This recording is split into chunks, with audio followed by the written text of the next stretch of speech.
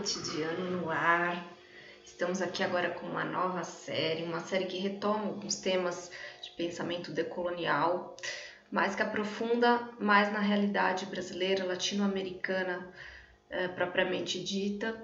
E aqui eu vou me basear muito em dois autores super famosos, super importantes nesse campo de discussão, que são a Rita Segato e o Aníbal Quijano, argentino e peruano respectivamente, que tem a sua grande influência na construção desse pensamento e na crítica à colonialidade.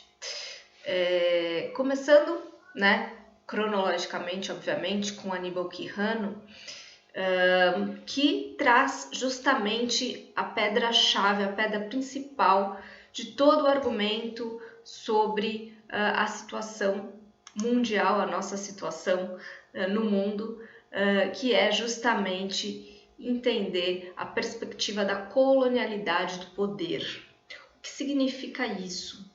Significa que a ideia, a partir da colonização, a partir da ideia de colonização, instauram-se saberes e, correspondentemente, poderes que permitem a gente enxergar, ou mais especificamente, construir uma ideia de mundo, uma ideia de povos, uma ideia do que é ser de determinado lugar. Isso acaba contribuindo para a invenção não apenas do que a gente chama de Europa, como também de América, não apenas do que a gente considera uma pessoa branca, negra, indígena, mas também do que a gente considera poder, superioridade, inferioridade, racismo, misoginia e até mesmo relações de gênero. Então, com o surgimento, com o impacto das grandes atuações de europeus na América, a gente percebe que não só houve um processo de racialização, ou seja, de biologização da desigualdade nesse ambiente, como o padrão, o parâmetro da colonialidade é o que nos funda e que nos sustenta historicamente até hoje. Isso ocorre não apenas de forma objetiva e material, mas também, como já falamos aqui, em questões subjetivas e epistemológicas, ou seja, da construção do conhecimento. Então, o Aníbal Quijano vai falar justamente de reordenamento da história. É importante a gente repensar a história, levando em consideração que foi a América que inventou a Europa, pois em torno da ideia de América refunda-se a ideia de Europa como um continente, como o continente mais avançado, como o continente detentor do saber, detentor das potências, detentor do dinheiro, detentor do poder. A América inventada permite a existência, não apenas, então, dentro de uma perspectiva mais materialista, de construção da Europa a partir da usurpação de riquezas e da utilização de mão de obra escravizada, mas também uma existência conceitual da Europa, que não existia antigamente. A gente sabe, eram províncias, eram povos, eram reinados, que não havia essa unificação. E até hoje a gente sabe que a Europa é difícil se enxergar enquanto tal, mas ainda assim essa visão de que a Europa é o centro do mundo, ela se baseia a partir do contato com a alteridade, a partir do contato com o outro. E isso teve consequências importantes, O novo mundo, então, refunda o velho mundo, reorigina o mundo e o faz nomear como o mundo oficial. Só que a gente sabe que existe uma heterogeneidade nas existências, nas epistemes, nas estruturas sociais, ou seja, é impossível trazer a lógica de outro local para pensar a nossa realidade aqui latino-americana. Por isso que o Aníbal Quijano vai falar nessa heterogeneidade histórico-estrutural que abarca diferentes temporalidades, histórias, cosmologias e inclusive relações de produção. Uma crítica de Aníbal Quijano é justamente ao marxismo ortodoxo europeu, justamente por desconsiderar as especificidades latino-americanas que aqui existem. A gente sabe que existem relações de produção que não são exatamente capitalistas, mas também não se pode dizer que elas se amparam em modelos socialistas ou até mesmo comunistas de pensamento, porque elas são de outras origens. Elas podem até compactuar, ter elementos em comum e elementos que inspiram até o pensamento socialista, mas são outras lógicas. O mesmo se dá com relação à produção de ciência, à produção do que a gente considera saber, do que a gente considera arte, do que a gente considera religião, do que a gente considera sociologia, antropologia, inclusive, nas nossas disciplinas, e todas as outras formas de enxergar o mundo, a forma de lidar com o tempo, de lidar com a história, de lidar com o espaço, de lidar com a comunidade. Importante dizer aí também que a gente precisa rever os nossos termos enquanto estudiosos, enquanto pesquisadores, enquanto escritores, né? E pessoas que lidam com conceitos, com padrões e categorias. É extremamente necessário a gente rever alguns termos que a gente coloca, porque a linguagem, a forma como a gente expressa a nossa linguagem, ela pode servir para a manutenção de determinadas relações de poder. Então, por exemplo, né, é importante trazer a dimensão histórica. A dimensão histórica e o peso, né, dessa história na nossa construção e na forma da gente criar esses conceitos. E a Rita Segato, ela chama muito a atenção para isso, né? Talvez seja melhor a gente usar o termo povo, né? Povos originários, povo X, povo Y, porque a ideia de povo, ela traz pra gente a ideia de um sujeito coletivo vivo na história.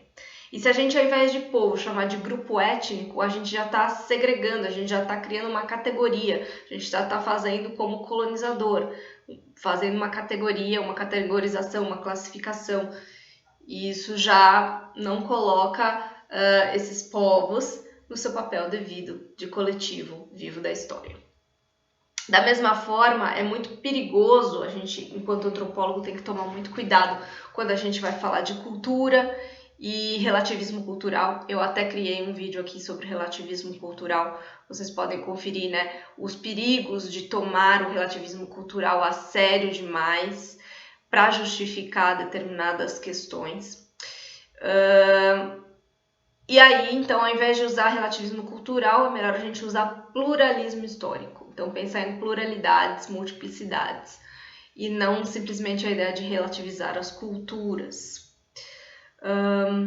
Da mesma maneira, quando a gente fala em cultura, a gente às vezes incorre no risco de, tudo bem que a cultura ela se move com o tempo, mas numa vez que a gente justifica algo como cultural, é meio que a gente cristaliza aquilo num tempo, né?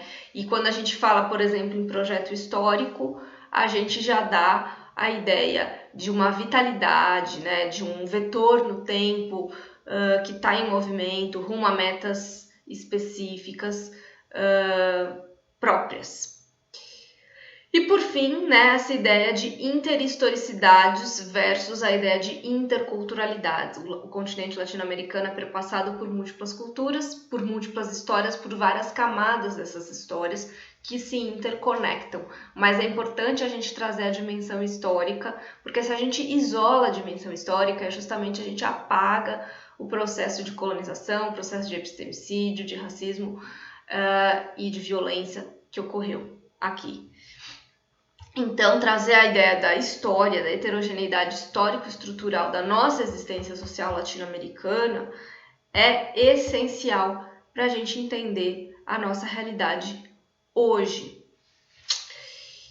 Por fim, eu gostaria de dizer que Aníbal Quijano não trabalha com a ideia de descolonização, muito pelo contrário, porque a ideia de descolonização ela pressupõe voltar a algo, né? Descolonizar. E, na verdade, ele fala em giro decolonial, que é não um retorno a algo nostálgico, a um passado mitológico, mas a retomada de um caminho, de algo que foi bloqueado, a recuperação de algumas pistas abandonadas rumo a uma história diferente. E como fazer isso? Através da da recuperação de uma identidade, de uma subjetividade nova, uma subjetividade mestiça, que tem como um sujeito, né, um sujeito mestiço, aquele de origem indígena, de origem afro-indígena, no nosso caso, que é unificador da nossa nação. Então, o sujeito, o mestiço, ele não vai ser o embranquecido, né, como quiseram várias teorias, principalmente do mito da democracia racial, Gilberto Freirianas e tudo mais, mas um sujeito que é mestiço, miscigenado, mas não um mito da miscigenação como construção de algo pacífico e algo belo e bonito e é isso. Não, é a referência indígena, é a referência afro-indígena que traz também toda a sua capacidade de, através da sua herança, através dos seus modos de vida, fazer justamente essa retomada, recuperar a nossa história rumo a um outro rumo, né? E é interessante porque a Rita Segato também vai falar que o nosso continente ele tem linhagens, para além das linhagens não brancas, a gente tem linhagens clandestinas, né? Que muito se apagou, né, nesse processo histórico, que a gente não conhece, né? Linhagens de povos, né? A gente sabe as misturas, as miscigenações também que houve em Portugal, na Espanha e em outros povos, enfim, toda a questão judaica, toda a questão da diáspora judaica, diáspora cigana, diáspora árabe, né, muçulmana, dos cristãos novos, enfim, tem muita coisa aí clandestina que também faz parte deste movimento. Bom, por hoje é só. Em breve traremos mais novidades a respeito desse tema. Acompanhem aqui no canal. Até a próxima!